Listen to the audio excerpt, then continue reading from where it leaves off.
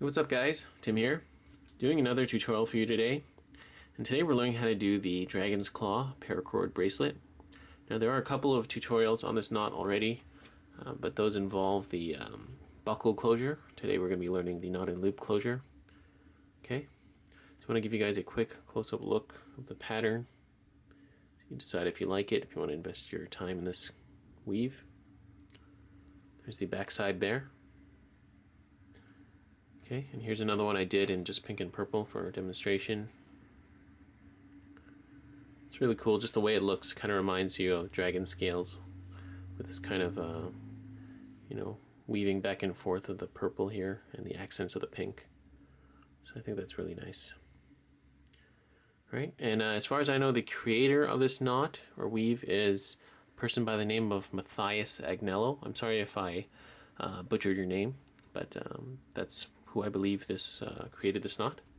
Okay, so yeah, let's get into the tutorial. Alright guys, so I got my paracord ready to go, got my spine ready, and the diamond knot has been tied off. Okay, if you don't know how to tie this knot, of course, I will annotate my tutorial on how to tie the two-strand diamond knot. So that's ready to go. I've got my two pieces of paracord using the gray and orange pre-melted together. And with this bracelet or this weave, you'll need a little more than 1 foot of paracord per inch. I think you can average it to about 1 1/4 feet or 1.25 feet of paracord per inch of bracelet. You should be pretty safe with that amount, okay? So just take that into account when you're measuring out how much paracord you need. All right, so we're going to start off this bracelet with the very basic cobra stitch, which we've all done at this point. So I'm going to start off with the gray strand because I want it to match up, going across, and the orange is the accent, so I think that'll work pretty nicely. Okay, so yeah, we're just going to start off with the cobra stitch, and that's just, of course, gray across the center, orange behind, and through the loop there. So I know most of you guys are familiar with the cobra stitch, so I'm not going to go through it in too much detail. Yep, and then one more. Okay, so 2 cobra stitches to start off this bracelet, and we're going to pull it really tight. Of course, we're going to size our loop up top. You want about, I'd say about a 1/2 inch. I usually just use my thumb as a gauge, but that will depend on the size of your thumb, of course. Okay, so that should be just about right for our loop. And then from here we can start the next part. Alright, now from here we're going to start the Dragon's Claw weave. So you're going to lead with your accent color. And just in case you're curious, these strands are actually a lot shorter. This is just for demonstration purpose. So you might notice that I'm weaving with a lot shorter cords. Anyways, so getting to the weave, we're going to start with our lead color, or accent color. We're going to put it across, but through the spine, like this. Okay, that's your first step. Next, you're going to take the opposite color. You're going to lay it across the front like this. This is just so that you don't really get confused. And you're going to take the other end. You're going to go through your loop that you created on the other side and go in front of your cord here. Do not go behind, go in front. And then what you're going to do from there is just cinch everything tight like this. It's going to be your first knot. Okay, we want to get all our excess out like that. Okay,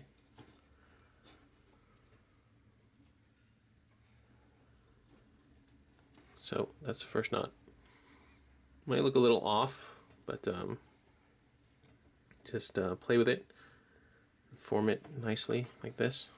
Okay, and that's basically the knot. So now we're going to continue again. Remember, start with our accent color. We're going to go across through the middle like that. We're going to take our opposite color, take the end, go through our loop that we created, and then pull everything shut. So you can see it's not too difficult. This one might be a bit easier if you have a jig, but of course, as you can see, you can do this just fine without a jig.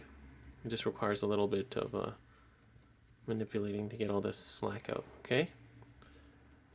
So as you can see, our dragon's claw is starting to form. I'm going to show you guys one more time. This one tends to be a little loose, so you see, as I do most of the time, I use my thumbs, just kind of push everything together and tighten it like that. Okay, I'll just do one more time, a little faster. So lead cord accent color through the middle, lay this over top, take your end through the loop, go in front of your cord like that, and then cinch it closed. All right. Okay, pull that all the way through. Okay, so there you can see our dragon's claw is really starting to form. Apologize for my thumbs getting in the way. That's that. Okay, so we're just going to continue weaving all the way through. You want to get all the slack out. Make sure there's no gaps. And also be careful when you're pushing upwards like that. You may start to make the loop a bit smaller, so check on it every now and then. Alright, so I'm just going to continue weaving all the way down my spine, and I'm going to show you guys how to finish it off. Okay, so I'm done tying the main body of my bracelet, as you can see here. And then now we're going to finish it off the exact same way we started it, with 2 Solomon stitches. So as you can tell, we're going to use our gray because that's how we started up here. So we're going to, yep, same thing, 2 Solomon stitches or 2 cobra knots. Gray across the center, this one behind, through the loop, then pull it shut. Okay, this one will kind of feel like it's kind of twisting, but you get that second knot in, it'll be just fine. So yeah, gray across the center again, orange through there, pull it shut. Okay, last knot, pull it really tight, and that's that. That's what it should look like now. Okay, and this point, of course, before you close it off, you're going to want to, check your length because at this point you can still adjust your stopper knot. That's why you leave a bit of excess here. That's how you size a bracelet perfectly, right? Okay, so I know my length is right because I've already checked it, and then I finished off with a cobra stitch. Okay, so I'm going to cut off all the excess, snip and singe the ends, and we'll be finished. Right, and there we have it, guys. We're finished. Right, we've snipped and singed off the excess paracord here. This bracelet is sized just right for my wrist, at least. There's the back side of the bracelet. Looks kind of nice on this side too, but again, this is the presentation side. Okay. Right, and then here is the other demonstration piece that I did. Really nice with this pink and purple coloration.